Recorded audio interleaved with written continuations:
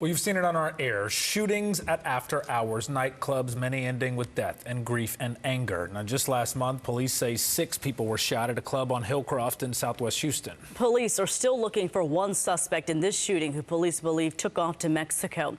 Frustrated Houstonians have been calling their council members demanding they rein in these clubs, but can that be done? ABC 13's Maya Shea shows us it's going to be a challenge.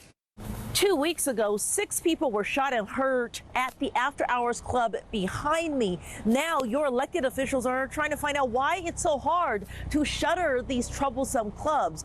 One thing they found out today is that most city inspectors and fire marshals don't work nights and weekend hours when most of these clubs are actually open.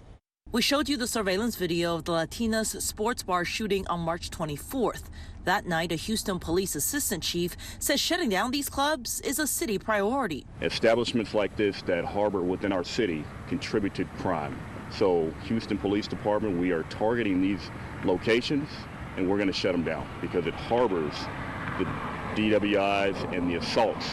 And this is exactly what we saw here tonight. So today, at a City Council public safety meeting, the focus was, how can we do this?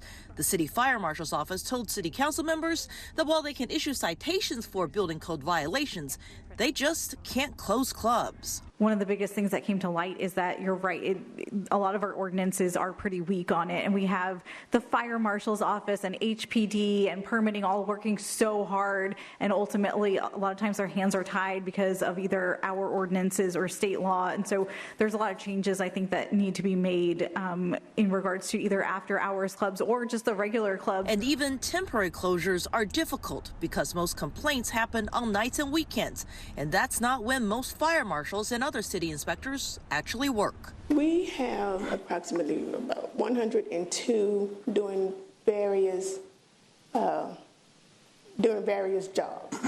So on the weekend, we have 3. On nights, we have about 6, I believe.